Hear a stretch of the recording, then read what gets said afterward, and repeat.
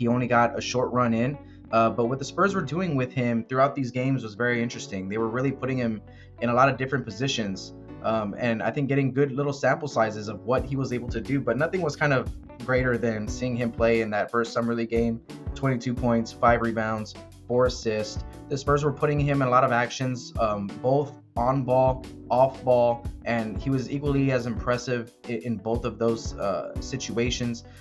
He did get a couple opportunities in transition to kind of show off his playmaking dynamic, his IQ there, his ability to find the easy guy on the break. He was able to attack the big men whenever they were in drop coverage. I think that was something that was pretty awesome to see, is that every time that big was sinking, he was going downhill, heading to the rim to put a move on him and to try to finish at the rim. The mid-range game looks solid. A couple of shots there that just kind of didn't look as confident, but I mean, I would chalk that up to legs being under you, and just it was his first game in Vegas and all that. So some of his shots, you don't really mind seeing him go in or not. You're just trying to look at the quality of the look that he's trying to get, and I think the quality of his looks were very impressive. Now, I think what this kind of does is it lets me think about his season next year a little bit, and it gives me a little bit of clay to play with here, and trying to figure out what his role is. And I think that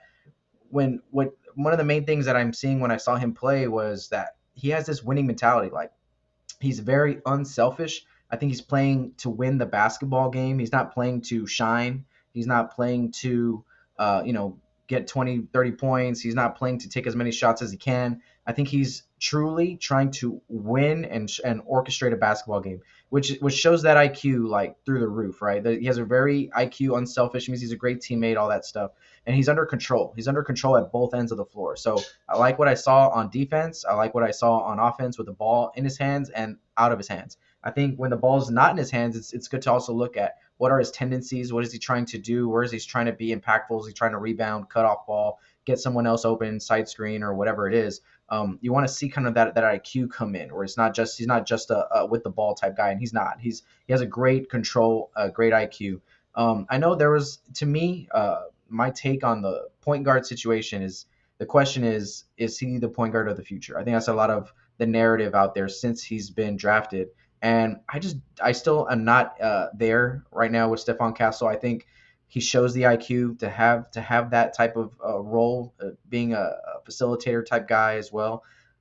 However, the pace sometimes slows down, I think, when he's in the game, and which is fine. If he's going to be a high level decision maker, that's fine, and be able to shoot the ball. Like, so he's got to be able to do both. If not, he's going to have to kind of know how to push the pace and kind of pick up the speed a little bit playing with this group. So very interested to see kind of what the Spurs end up doing with him throughout the season. And it's going to come in phases, right? It's going to come in like a first 20, 30 game phase of him doing something, and then the next 20, 30 games of him doing something else, and we'll see what the finished product looks like at the end of the year. But I do feel like he's with this roster that we have, he's set for a really nice he's set in a really nice position here at that small forward spot, or that shooting guard spot. And I thought he was going to be starting until Harrison Barnes kind of came into the picture.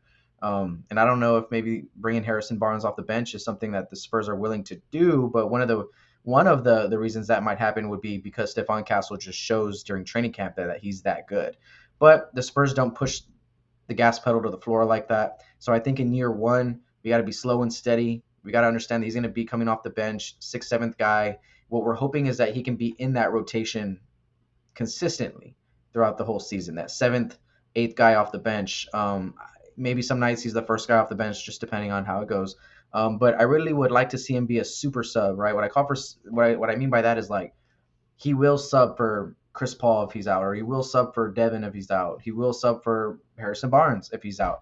Like, I would like him to be that first guy into that starting lineup, instead of, bringing in like a Trey Jones for Chris Paul, or a Blake, or something like that. You know what I mean? So I would like him to kind of be that starter, de facto starter, and keep that bench unit intact. So his responsibility this year, it's pretty simple. It's just come off the bench, bring that spark, bring that energy, that tenacity, show that you can defend in this league, show that you have that those comps to Drew Holiday and Derek White and Shea Gilgeous-Alexander, all those are accurate defensively first, because we can just work, like, in long-term plans, thinking of his first year, focus the first 20 or 30 games on just understanding the defense, what we're doing as a team, what his responsibility is individually, and how capable is he as an individual defender against some of the top players in the league. I think that's a great way to start your career. Impact by applying that pressure when you come in, switch things up, keep the defense on their heels, try to dominate that second unit.